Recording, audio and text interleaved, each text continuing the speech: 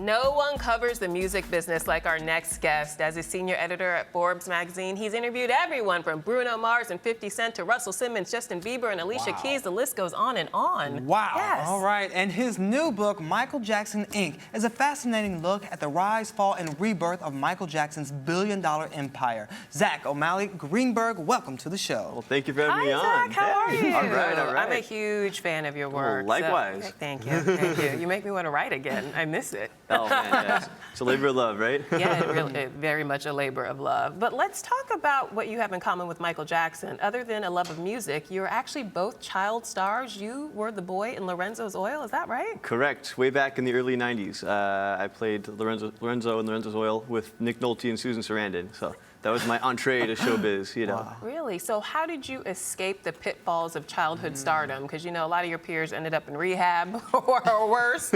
You're not only alive, but you're a thriving, successful, accomplished New York Times bestselling author. So. Well, not quite that one yet, but hopefully, fingers crossed. Why don't we put it out there? So it'll happen. Yeah. Yeah, I don't know. Basically, I had kind of a tough experience on the set. You know, it was rough work for a 6-year-old, 16-hour days, and, you know, playing a sick kid was not exactly like being Macaulay Culkin at Home Alone kind of thing. And at the end of it, I decided to retire early and move on to an equally, even more unstable profession of being a writer. Yeah, that's true, actually. Well, let's talk about what you've written, Michael Jackson, Inc. Okay, so most of us know Michael Jackson as an amazing performer and artist, but many people don't know about his background as a remarkably savvy businessman. I had no clue until reading this that he had a clothing line, a shoe line, video game line. I mean, he was a genius in business. Why don't we know this side of Michael? Well, and you raise a good point, which is that most people don't know it, and that's kind of why I wrote the book. You know, pretty much in covering the business of music for Forbes over the past, since 2007, really, I started to notice, you know, the amount of money that Michael Jackson was making, not just from the music, and after his death, just scads of money, $700 million, over $700 million. In the 5 years since his death. You're kidding. And I thought there's got to be more to it than just the music. And obviously it's great music, but when you kind of peel back the onion, you know, there are all these different deals, like you mentioned, an LA Gear shoe line, there's a clothing line, he had his own record label, all this stuff that, you know, is kind of a prerequisite for entertainers to have today. And he kind of blazed that trail just like he did for music in a lot of ways. And in your book, you write, quote, Jackson fundamentally changed the formula for monetizing fame forever. That's a pretty bold statement. Yeah. Why do you believe that's true? Yeah, I mean, you know, I think if you look at the entertainment landscape in the 80s, right, you know, you had Run DMC with the Adidas deal. Right. That was a couple years before MJ did his LA Gear line, but they got $1 million for that deal. Michael Jackson got $20 million for his deal. More than Jordan. More than Michael Jordan. Michael Jordan was guaranteed $18 million on his Nike deal at the time. And Michael Jackson beat out Michael Jordan by $2 million on that one. So that just kind of gives us idea of the scope of the business that he was into. And he was really competitive also, not just, you know, on the stage, but off the stage as a businessman as well. And one of his biggest deals was with the Beatles, obviously, but I didn't realize how he was able to get that from their grasp until I read about it in your book. Tell us more about that story. Sure. Because that's always been a mystery. And also, is it true that Paul McCartney never forgave him? What's the deal there? Yeah, you know, Paul never really got over that one, I think. But it was interesting in reporting the book. One of the things I learned was that Paul knew very well that the catalog was up for sale, and he actually didn't control it anymore. He and Yoko were talking about going in and buying it, but from all the reporting I did, it turned out they thought it was too expensive. A lot of people thought it was too expensive. Michael went in and bought it for $47.5 million. Wow. All his advisors at the time thought that that was, you know, an incredible amount of money and that he really shouldn't shell it out. There were only a couple who thought he should. And one of my favorite anecdotes is all the advisors are sitting around a table arguing over whether or not he should buy this catalog. And most of them are saying, oh, it's too expensive. And Michael Jackson writes a note on the back of a financial statement to his lawyer, John Branca, who's now the co-executive of the estate. And he writes, John, please let's not bargain, and then in all caps, it's my catalog. And he passes it under the table and eventually bought the catalog for $47.5 million. Today, that investment is worth $1 billion. $1 billion. Wow. Yeah, and it sustained him for many years when times were tough for Michael Jackson. It sure did. It sure did. I mean, you know, it throws off tens of millions of dollars a year just for, you know, his ownership stake alone. Now let's talk about one deal that did get away from him. He was set to purchase Marvel Comics, How much would that have minted him had he gone through with that deal? And what happened there? Right. He tried a couple times to buy it, but it was in a very complicated state of affairs because it was struggling financially. This is in the late 90s. And when Marvel was almost bankrupt, or virtually bankrupt. Exactly. Right. And he tried to pull together a consortium of investors to make the deal. Wasn't able to get it done. And then, of course, around 2009, I think it was, Disney comes in and buys it for, I think it was $4 billion. And the rest is history. And the rest is history, exactly. And but we Michael have blockbusters every summer. Exactly, yeah. But that's what he wanted to do with it. He wanted to turn those characters into blockbuster movies, and he had that vision in the late 90s. So I think that's the side of him that people don't realize. You get the music and the dancing, but this kind of entertainment vision for these grand assets that could just continue to bear fruit for years to come.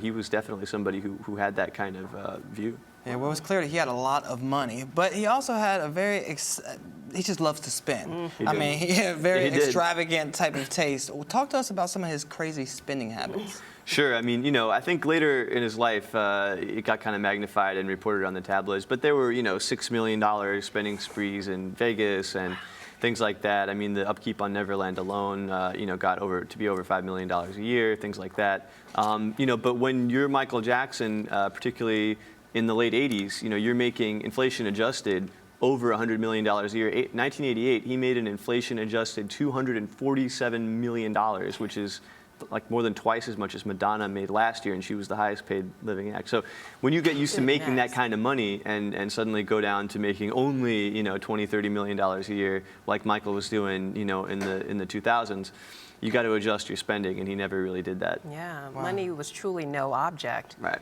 Now, you spoke to over 100 different people to write this book. What was some of the other research that you went into putting this book together? Yeah, talked to some great people from Berry Gordy to Pharrell to John Bon Jovi to Sheryl Crow, people who all crossed paths with him or worked with him throughout his career.